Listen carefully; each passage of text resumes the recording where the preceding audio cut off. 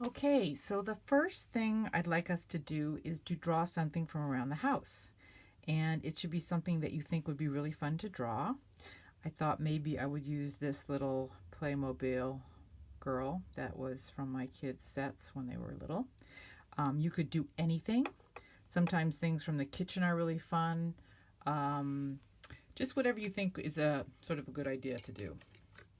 And then you will need a piece of paper, it can be any kind of paper, and you'll need a pencil and maybe an eraser. Um, yeah, okay. So this is basic drawing, which a lot of us have done before together. So the way that I usually start drawing is to look at the basic shapes, and I like to have my drawing be a lot bigger than my subject, especially when it's so tiny, so that I can really fit in details. So the first shape I see is this head, which is quite round. I'm going to draw really lightly. Then I am going to try to sketch in the rest so I make sure that I have the whole figure on the page. And I can see already that I might have miscalculated. So I'm going to just put this all in really roughly. Maybe the head is a little bit too big for that body. I'm going to make it a little smaller. And I have this figure down so that you can see it while I'm drawing, but I normally would put it in front of me up on a little bit of something, but I'm going to keep it down here. Okay, so that's the basic shape, I think. Sometimes I can measure. Let's see, her legs are a little bit, that's about right. Maybe a little bit too, torso might be a little bit too long, but that's okay. On this, it's all right. Now I might erase some of the lines that I know I'm not going to use. Sometimes when you draw really lightly, you can keep those light lines in later if they don't bother you too much. All right, now I usually go for something that I think is the most interesting, which probably is going to be the head. So I see that this comes around like this. I'm still drawing really lightly. There's a little bit of a curve to her hair. And then she has these kind of funny little pigtaily things. And out to the other side. Now, I know I'm drawing a toy, so I kind of want it to look like a picture of a toy. I don't want it to actually look like a little girl. I want it to look like this Playmobil figure. So there's a little, so her eyes are very round, unlike if it were a real person. And I'm going to draw those in. She's got a really funny smile. Now, as soon as I do this, I see that her chin is going to be too big compared to the way the toy is. So I need to readjust her chin a little. Down to here. I'll give her a little bit neck, so I'm going to move up her vest a little. And have this come down. She has this lovely purple vest. Now, I would say that today we're just going to use a regular pencil. We're not going to add color, unless you want to. You can go off and do that if you want. And if you're going to add color, I would say my first choice is always colored pencils. And then after that would be markers. Painting gets a little tricky sometimes because the paper sometimes is so light that it will get kind of warpy. But I'm going to leave that up to you. I want you guys to have fun with this. So there's her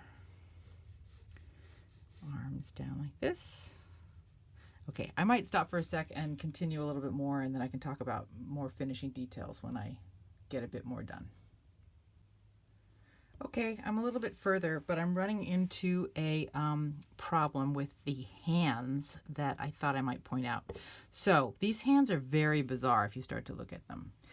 I want to draw this hand, and I want to sort of make it look like these hands. So I'm going to take a look at this line here. So there's a line that goes right like that. So I'm going to add that little U shape first that's on the outside of the hand. Put that down there. Now I can see the back comes from underneath there, kind of swoops around, and then it comes to a little bit of a point. Then there's the wrist, and then there's sort of the back shape, which is a little bit like that first shape there. Okay? Does that make sense? So I always look at the easiest shape to draw first would be that U. Now the other hand, if I'm going to draw it in the position that it's in, I really only see that U from the side. So I'm going to come like this.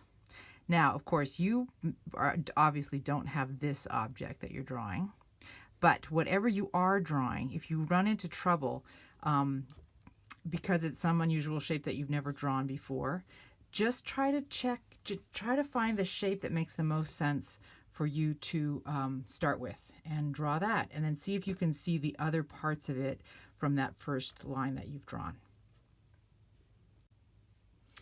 Okay, now sometimes you hear me talk about adding detail, and sometimes it's the details that are just my favorite part. So far my favorite part about drawing this little figure is the way that her vest comes around the edges of her body just like this. And probably if I were looking at her straight on, I wouldn't see that detail, but since I have her from the side, I can see that little line.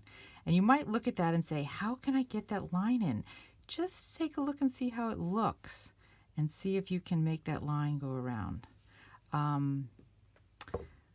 Okay, now I'm going to add a little bit of shading. Not too much, because sometimes you can overwhelm a drawing with your shading, but I want to make her face look a little round, and I can see that there's a little bit of a light over there.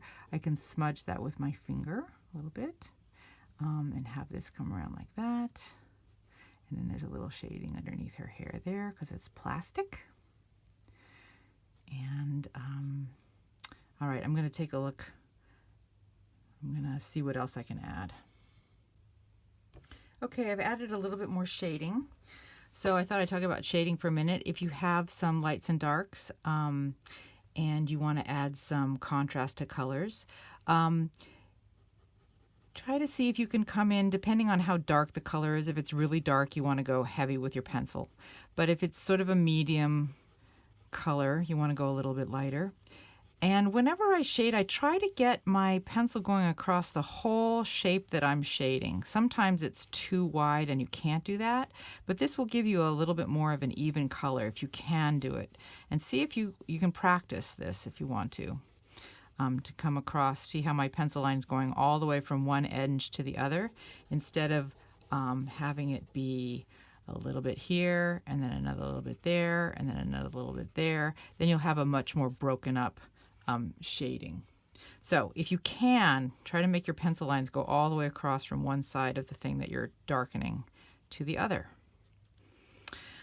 Okay, I know this is a little bit strange because obviously we're all drawing different things, and I think the main point is I want you to have fun with this.